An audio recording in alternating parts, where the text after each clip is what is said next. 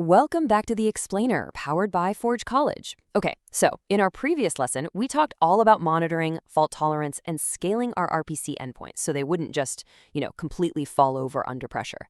But today we are building the ultimate bouncer for your API club.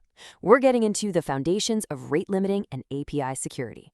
Now, here is the somewhat harsh truth about all this. Dynamic routing is absolutely fantastic for shifting traffic away from unhealthy nodes, but it literally cannot stop an uninvited request storm. If a bot army, or honestly just a super noisy neighbor, decides to hammer your endpoint, horizontal scaling just means you're expensively scaling up your failure. You're basically just paying for a bigger fire. We need a bulletproof way to look at that traffic and say, whoa, hold on, slow down. So here is our architectural schematic for the day. We're going to cover 1. Signals to rules, 2. Core patterns, 3. The mental model, 4. Enforcement layers, 5. API identity, and 6. The 6-step workflow. All right, let's dive right in. Section 1. Signals to operational rules. Next up, Section 2. Core rate limiting patterns. To actually turn our passive observability signals into strict throttling rules, we really need to look at the operational trade-offs of our 4 main algorithmic building blocks. First up, the fixed window. It's a simple count over time, super cheap, really easy to implement, but it does allow massive clunky bursts right at the top of the minute. Then we've got the sliding window, which smooths out those boundaries for much better fairness, though it does eat up a bit more memory. Next is the token bucket, which allows for sudden bursts of traffic as long as the long-term average behaves. And finally, the leaky bucket. This one smooths everything out into a constant, steady drip, completely ignoring how fast the requests are actually pouring in upstream. Moving on to Section 3, the mental model, lights, tolls, and pipes. To really visualize this without getting bogged down in the complex math, think of the fixed window like a traffic light. It's honestly great for unauthenticated, low-traffic public endpoints. But when that light turns green, everyone floors the gas at exactly the same time. It's predictable, sure, but it creates these chaotic microbursts that can temporarily choke your whole system. Now, the token bucket, that acts exactly like a toll booth. Cars queue up briefly to show a pass. If traffic has been pretty light, the toll operator might have a backlog of passes ready to go, allowing a sudden burst of cars to speed through. This is the absolute perfect approach for user-facing read endpoints. Think about crypto wallets pulling balances. They need those controlled bursts of speed, but you still want to strictly bound the long-term load on your Solana RPC nodes, right? Meanwhile, the leaky bucket is your water pipe. It flows at a steady, constant rate regardless of the upstream pressure. If a massive wave of water suddenly hits, it just queues up or overflows, but the actual output remains completely smooth. This is absolutely ideal for background indexers or heavy backend streaming endpoints, where smoothing out sudden surges is far, far better than accepting a massive, system-shocking wave of requests all at once. All right, let's look at Section 4, enforcement layers.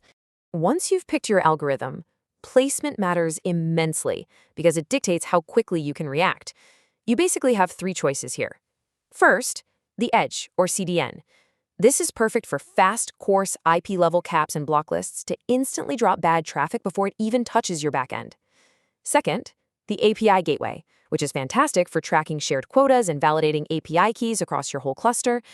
And third, the service level, living right inside your app for highly contextual per-method decisions. Match the placement to the specific security need, and you will save yourself a massive headache down the road. Which brings us to Section 5, identifying the cars. Think about it like this. If you treat all requests as anonymous traffic stuck in general traffic late lanes, you're forced to use really broad, clumsy rules.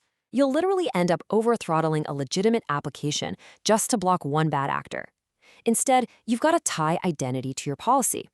Use API keys and JSON web tokens as your toll booth passes for strict per-client quotas. And for your high-trust partners, hook them up with strong mutual TLS certificates, essentially giving them a dedicated VIP lane with highly permissive speed limits. Finally, Section 6, the 6-step workflow. This workflow right here is your repeatable master plan for securing any Solana endpoint. Step 1, classify your endpoints and clients. Are they reading or writing? Step 2, choose your algorithms and placement layer. Step 3, convert those vague monitoring signals into hard numerical thresholds. Step 4, tie the client's identity directly to that policy. Step 5, implement observability. And Step 6, validate and iterate. Never, ever go live blindly. Always validate your burst behaviors using synthetic load tests and canary enforcement on a small subset of traffic first. Actually, scratch that. Let's rewind and pause on step 5 for a second because it is absolutely critical. You have to emit rate limit headers back to the client. These observability headers tell them exactly what their remaining allowance is and, crucially, when their limit resets. If you don't provide this, client applications are just flying blind. By sending these headers, you allow well-behaved clients to back off gracefully rather than just repeatedly and blindly crashing into your toll booth and completely filling your logs with errors. So, the real crucial takeaway here is this. Rate limiting isn't just restrictive. It's what makes the API truly reliable. Matching your algorithm and identity model to your specific traffic shape guarantees measurable safety for your entire infrastructure. It stops request storms dead in their tracks, while legitimate traffic just flows beautifully. This is exactly what separates amateur setups from true enterprise-grade Web3 infrastructure, and it's a core concept we teach across our advanced programs over at Forge College. So as we wrap up today's explainer, I want you to ask yourself a question. Is your infrastructure currently deciding who gets through, or are you just letting the loudest clients dictate your uptime? Bring your metrics and concrete traffic examples because in the next lesson, we are diving hands-on into designing secure endpoints and throttling strategies. Make sure to check out forge.college for more deep dives into Web3 integrations. Thanks so much for hanging out, stay secure, and I'll see you in the next one.